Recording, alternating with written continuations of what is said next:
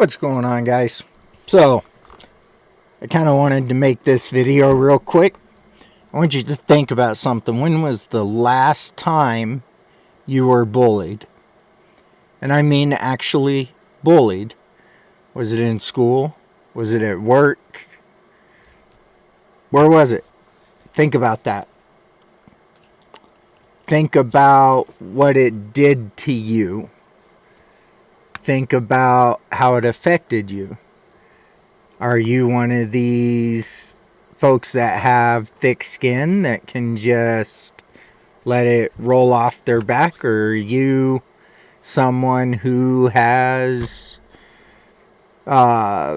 very sensitive feelings and it actually hurts you? So think about that. Because I've been thinking about that. I'm 48 years old. I have kind of been thinking about, my past and where I'm at today and what has made me who I am today.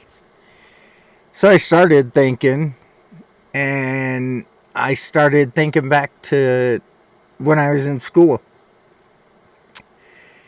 First and second grade, of course, everybody's just playing, having fun. It's really no big deal. Third grade, that's when I became a little butthead. I was extremely unpopular.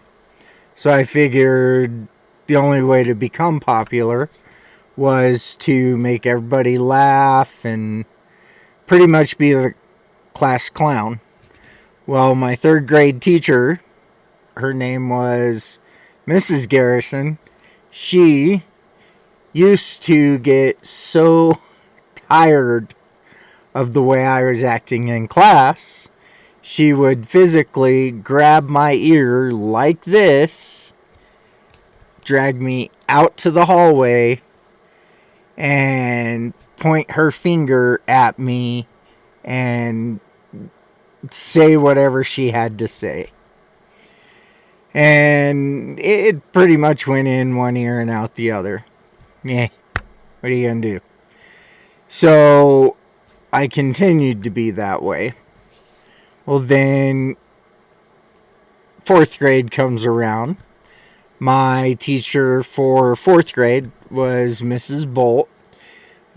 She was awesome teacher, don't get me wrong, and I don't know why I ever screwed around in her class like I did, but I did. So,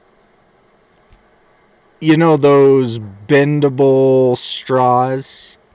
Well, they make great straws to shoot spit wads out of at like your friend that is sitting across the aisle from you, like my friend was. And we didn't think there was anything wrong with that, so we're shooting spit wads back and forth at each other, and I made this really, really good one. So I stuck it in my straw, and I went, and as soon as I did that, Mrs. Bolt walked by, and that spit wad hit her on her waist and stuck to her belt. So she grabbed it, looked at me, and said, "Go to the principal's office." Well, I was pretty familiar with the principal by that point. So I was sitting in the little waiting area, and he calls me in. He's talking to me about it, and I don't know if you've ever seen the paddles that some principals have hanging up on their walls. Well, some of those paddles are not for decoration. At least back then, they were not necessarily for decoration. Some of them had holes in them. Some of them were solid. I believe those holes made them more aerodynamic, so they picked up speed when they contacted your butt. You could feel it more, I guess. So, yeah, I'm finally in his office. He's talking to me, and I keep looking up at this paddle on the wall, and he hasn't said anything yet about it, and I just keep looking up, and his had tiny little holes in it, and I'm looking, and all of a sudden he reaches up and he grabs his paddle. I'm like, okay, is this an intimidation factor, or am I about to get my butt swatted by a paddle? So, long story short, my butt got swatted by the paddle. Yeah. 2 or 3 times. It hurt. Oh yeah, it hurt. But did it change my way of thinking? Did it change my attitude? No. You see, the reason why... Bubba, what are you doing? We'll go see. We'll go see. Go see. So, the reason why... Oh, he made me lose my thought.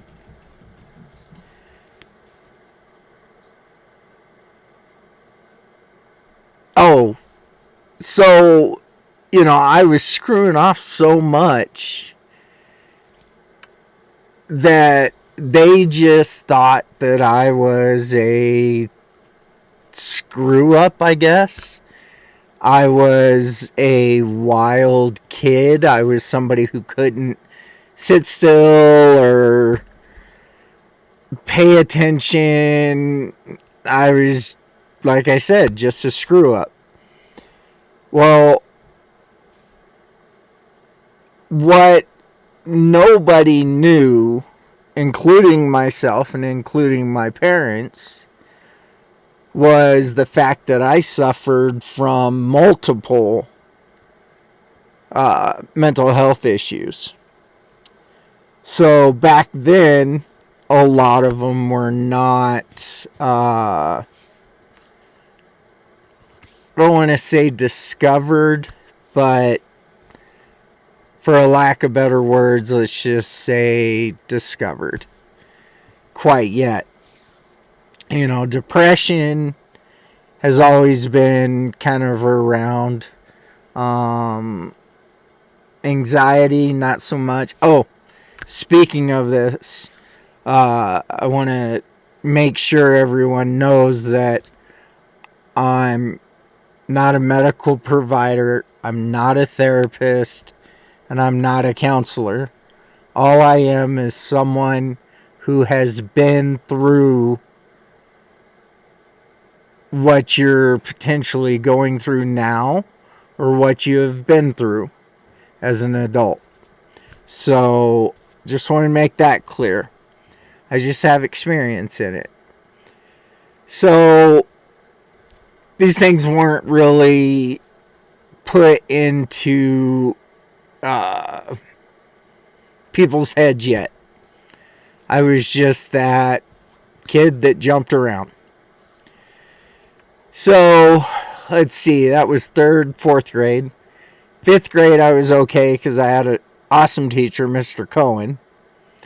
However, the bullying, the name calling, being made fun of for whatever didn't stop. What stopped was me screwing around in his class.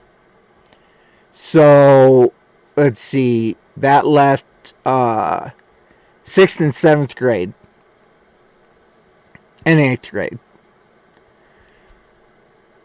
So, I continued to get bullied, made fun of, you know, no one knew, including myself, why I took things so personally. I would wake up in the morning and I would dread going to school.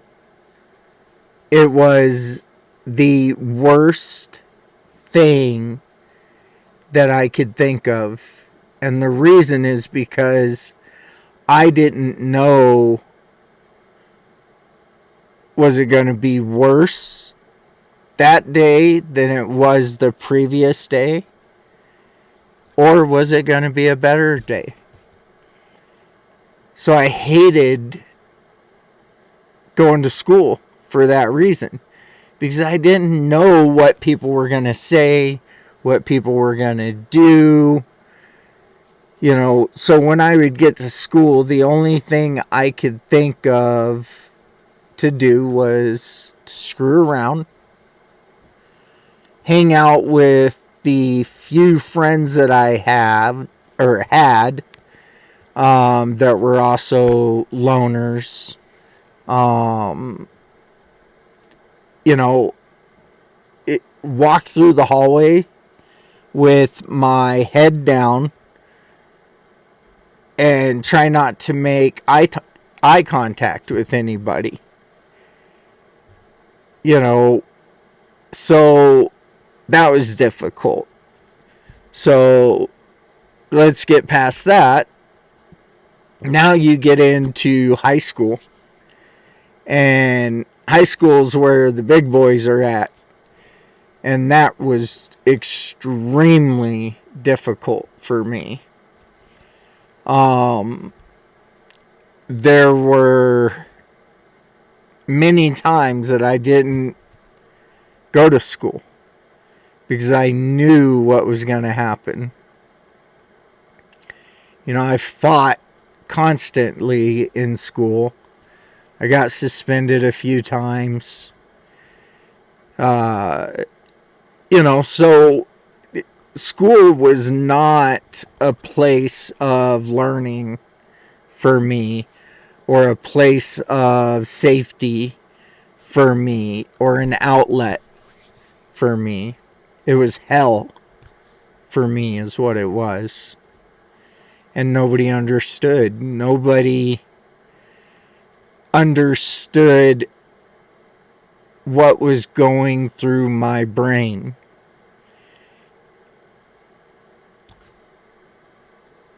Had I maybe reached out for help sooner, maybe it would have helped. I don't know. However, what I did do is I built up my courage to go in and talk to my parents. And that didn't go well. You know, it was like talking to a wall when I talked to my parents about it. They didn't want to hear it. Oh, you're fine. There's nothing wrong. You know, but they were not in my shoes going to school every day. So they had no idea. And I don't know if you've been through that. You know, hoping that that loved one or your parents would be there to support you and not support you. If you have, I am truly sorry for that, because I know how that feels and how hurtful that is. So, speaking of parents, I want to talk to any parents that are potentially watching this right now. Parents, first off, thank you so much for getting on here and trying to figure out, at least I'm assuming, you're trying to figure out how to help your son or daughter. And I appreciate that. That takes a lot of courage on your part. So, there's, in my opinion, there are a few things that you can do that I believe will help your son or daughter, because it's things that I had gone through that I wish would have happened. So this is strictly by experience only. Your son or daughter, they don't like talking to mom and dad. It's just the way it is.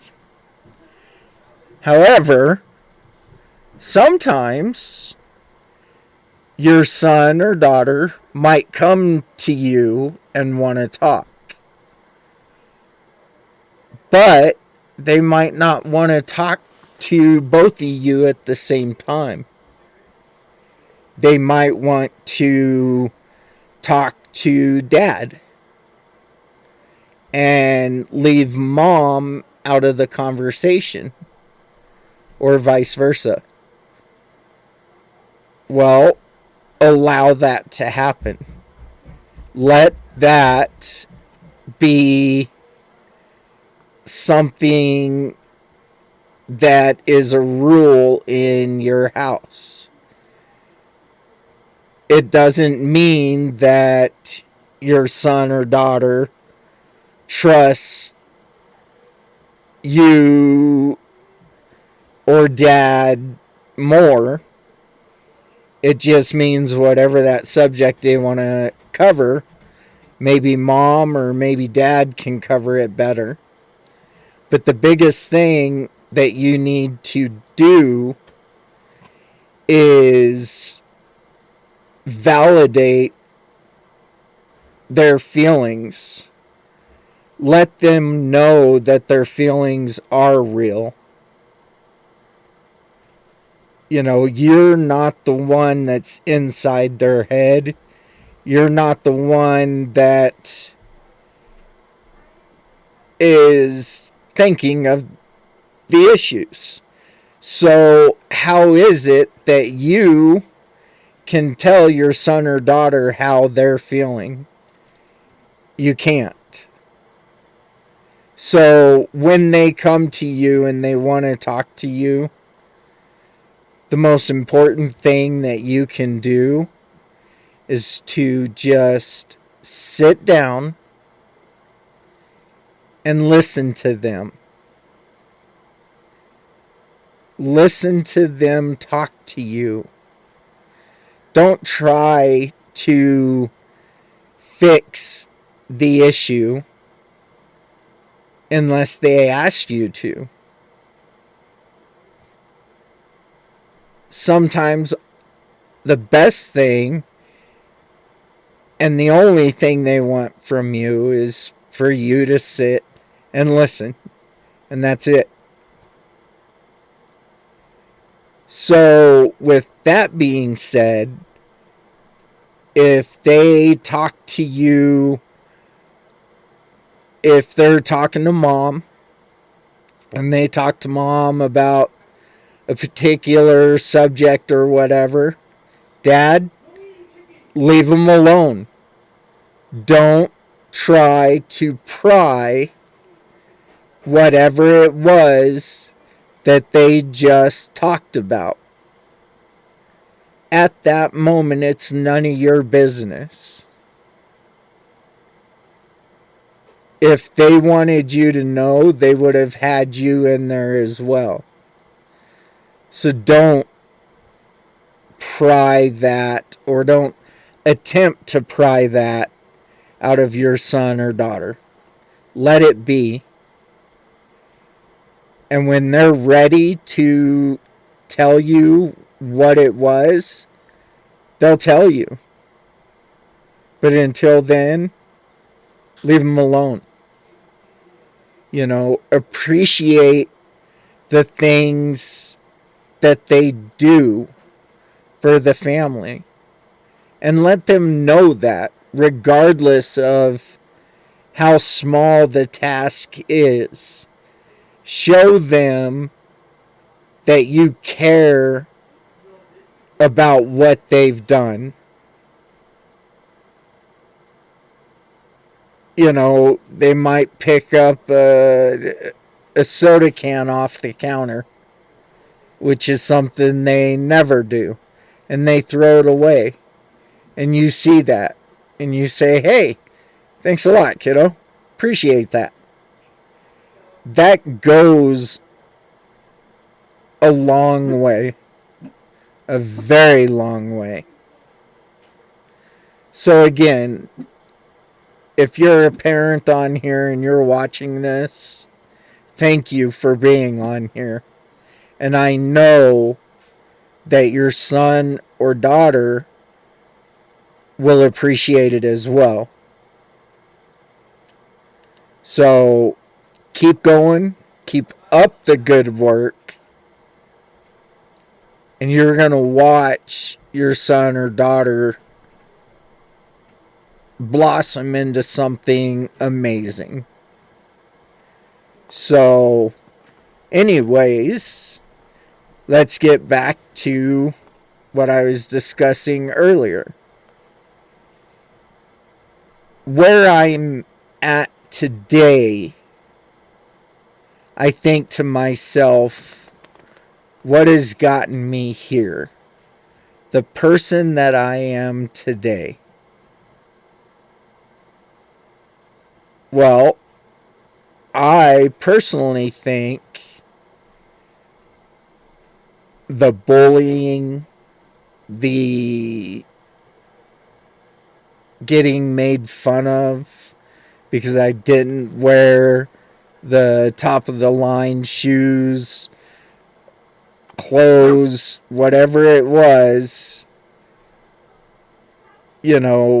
secondhand clothes is what I wore. XJ900 shoes I had. And I believe that turned me into the man that I am today. Am I as confident as I think I could have been? No. But I'm more confident. I had an awesome job. I was a firefighter. And I got in a car crash, and that was the end of my firefighting career. And so, you never know what's going to happen.